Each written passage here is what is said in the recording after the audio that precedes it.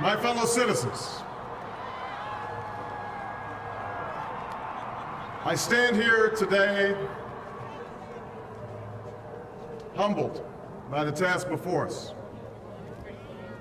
grateful for the trust you've bestowed, mindful of the sacrifices borne by our ancestors. I thank President Bush for his service to our nation.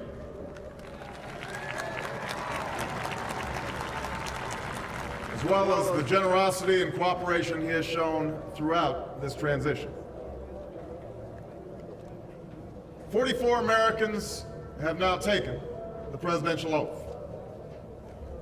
The words have been spoken during rising tides of prosperity and the still waters of peace.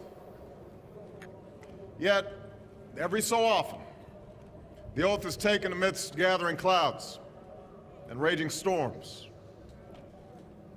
At these moments, America has carried on not simply because of the skill or vision of those in high office, but because we, the people, have remained faithful to the ideals of our forebears and true to our founding documents. So it has been, so it must be with this generation of Americans. That we are in the midst of crisis is now well understood. Our nation is at war against a far-reaching network of violence and hatred. Our economy is badly weakened, a consequence of greed and irresponsibility on the part of some, but also our collective failure to make hard choices and prepare the nation for a new age. Homes have been lost, jobs shed, businesses shuttered. Our health care is too costly, our schools fail too many, and each day brings further evidence that the ways we use energy strengthen our adversaries and threaten our planet.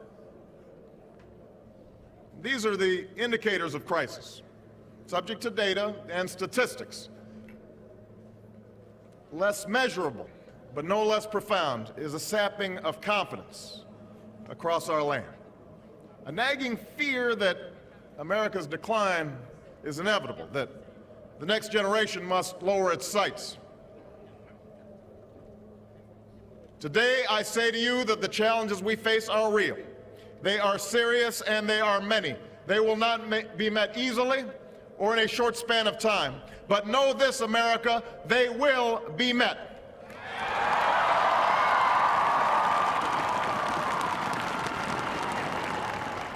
On this day, we gather because we have chosen hope over fear, unity of purpose over conflict and discord.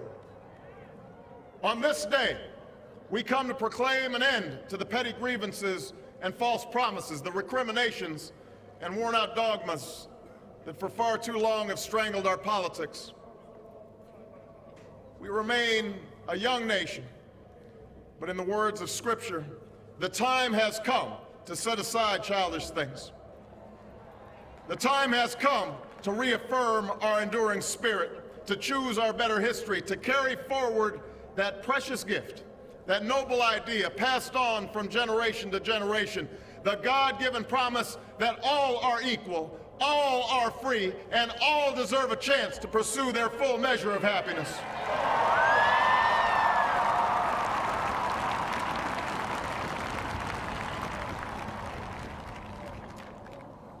In reaffirming the greatness of our nation, we understand that greatness is never a given.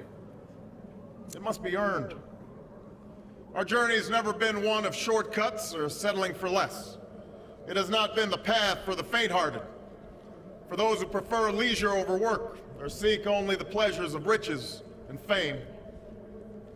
Rather, it has been the risk-takers, the doers, the makers of things, some celebrated, but more often men and women obscure in their labor, who have carried us up the long, rugged path towards prosperity and freedom. For us, they packed up their few worldly possessions and traveled across oceans in search of a new life. For us, they toiled in sweatshops and settled the West, endured the lash of the whip, and plowed the hard earth. For us, they fought and died in places like Concord and Gettysburg Normandy, and Khe Sanh. Time and again, these men and women struggled and sacrificed and worked till their hands were raw so that we might live a better life. They saw America as bigger than the sum of our individual ambitions, greater than all the differences of birth or wealth or faction. This is the journey we continue today. We remain the most prosperous, powerful nation on earth. Our workers are no less productive than when this crisis began. Our minds are no less inventive, our goods and services no less needed than they were last week or last month or last year. Our capacity remains undiminished. But our time of standing pat, of protecting narrow interests and putting off unpleasant decisions, that time has surely passed. Starting today, we must pick ourselves up, dust ourselves off, and begin again the work of remaking America.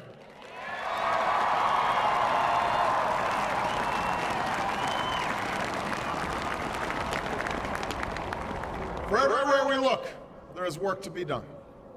The state of our economy calls for action, bold and swift, and we will act, not only to create new jobs, but to lay a new foundation for growth. We will build the roads and bridges, the electric grids and digital lines that feed our commerce and bind us together. We will restore science to its rightful place and wield technology's wonders to raise healthcare's quality and lower its cost. We will harness the sun and the winds and the soil to fuel our cars and run our factories, and we will transform our schools and colleges and universities to meet the demands of a new age. All this we can do. All this we will do. Now, there are some who question the scale of our ambitions, who suggest that our system cannot tolerate too many big plans. Their memories are short, for they have forgotten what this country has already done, what free men and women can achieve when imagination is joined to common purpose and necessity to courage. What the cynics fail to understand is that the ground has shifted beneath them, that the stale political arguments that have consumed us for so long no longer apply. The question we ask today is not whether our government is too big or too small, but whether it works, whether it helps families find jobs at a decent wage, care they can afford, a retirement that is dignified. Where the answer is yes, we intend to move forward. Where the answer is no, programs will end.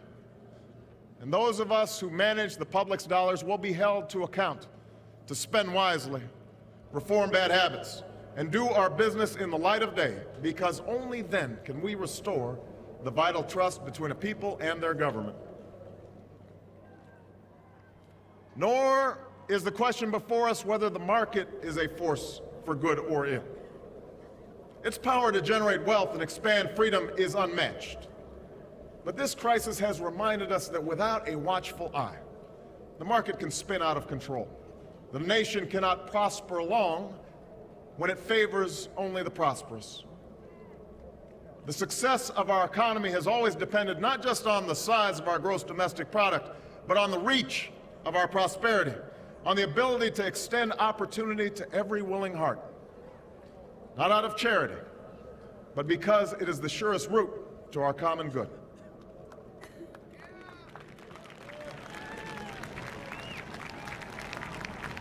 As for our common defense, we reject as false the choice between our safety and our ideals.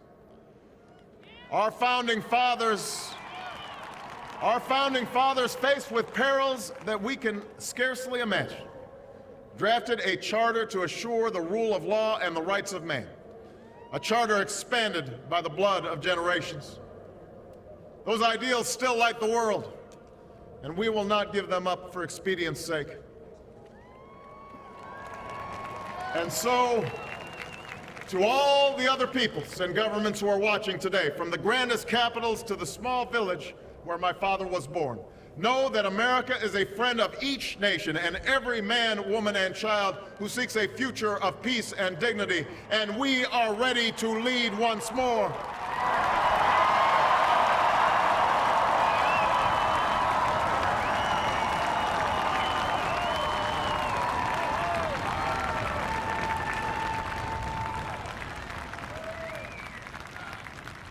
Recall that earlier generations faced down fascism and communism not just with missiles and tanks, but with the sturdy alliances and enduring convictions. They understood that our power alone cannot protect us, nor does it entitle us to do as we please. Instead, they knew that our power grows through its prudent use. Our security emanates from the justness of our cause, the force of our example, the tempering qualities of humility and restraint. We are the keepers of this legacy. Guided by these principles once more, we can meet those new threats that demand even greater effort, even greater cooperation and understanding between nations.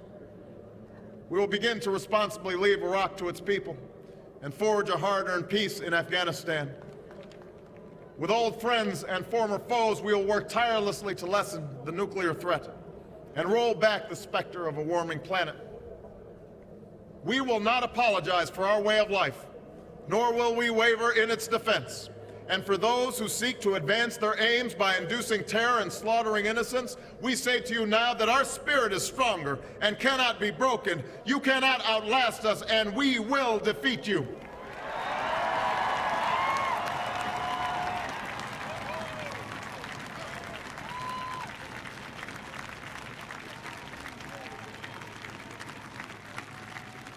For we know that our patchwork heritage is a strength, not a weakness. We are a nation of Christians and Muslims, Jews and Hindus, and non-believers. We are shaped by every language and culture, drawn from every end of this earth. And because we have tasted the bitter swill of civil war and segregation and emerged from that dark chapter stronger and more united, we cannot help but believe that the old hatreds shall someday pass, that the lines of tribes shall soon dissolve, that as the world grows smaller, our common humanity shall reveal itself, and that America must play its role in ushering in a new era of peace. To the Muslim world, we seek a new way forward based on mutual interest and mutual respect.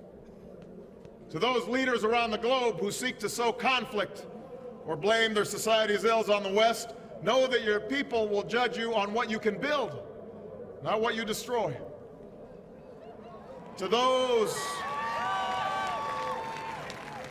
who cling to power through corruption and deceit and the silencing of dissent, know that you are on the wrong side of history, but that we will extend a hand if you are willing to unclench your fist.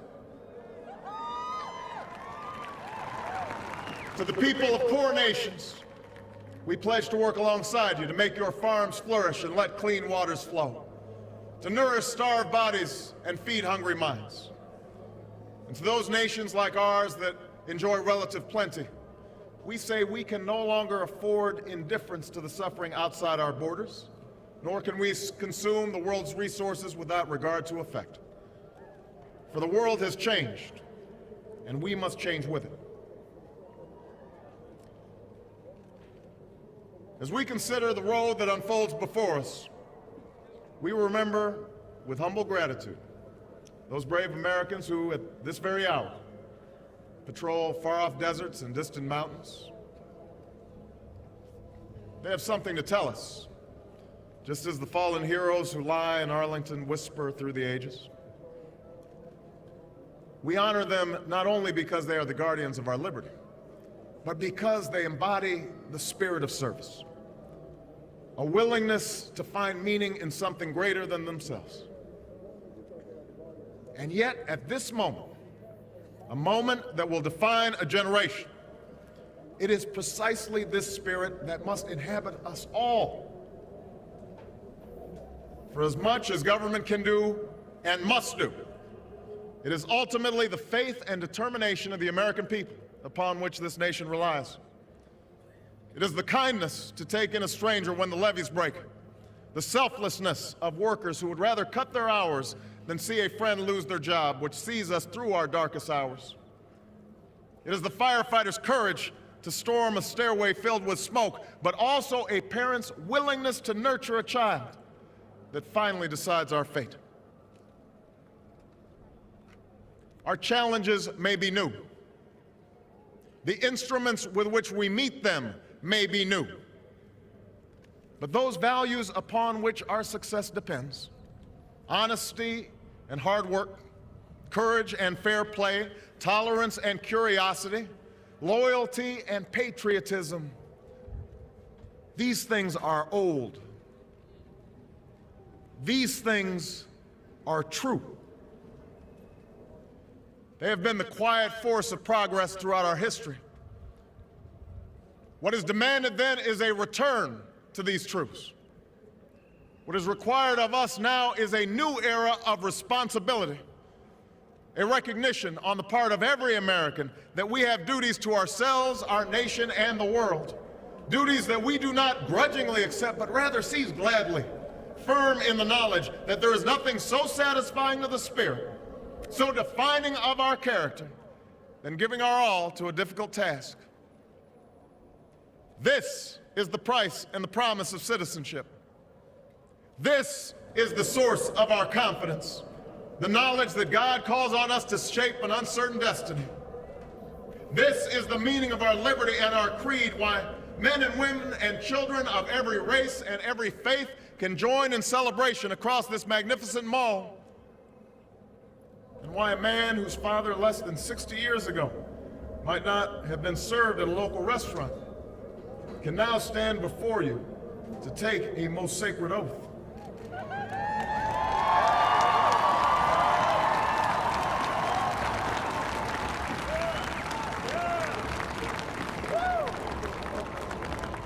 So let us mark this day with remembrance of who we are and how far we have traveled. In the year of America's birth, in the coldest of months, a small band of patriots huddled by dying campfires on the shores of an icy river. The capital was abandoned. The enemy was advancing. The snow was stained with blood. At a moment when the outcome of our revolution was most in doubt, the father of our nation ordered these words be read to the people. Let it be told to the future world that in the depth of winter, when nothing but hope and virtue could survive, that the city and the country, alarmed at one common danger, came forth to meet it. America, in the face of our common dangers, in this winter of our hardship, let us remember these timeless words. With hope and virtue, let us brave once more the icy currents and endure what storms may come. Let it be said by our children's children that when we were tested, we refused to let this journey end, that we did not turn back nor did we falter. And with eyes fixed on the horizon and God's grace upon us, we carried forth that great gift of freedom and delivered it safely to future generations. Thank you. God bless you. And God bless the United States of America.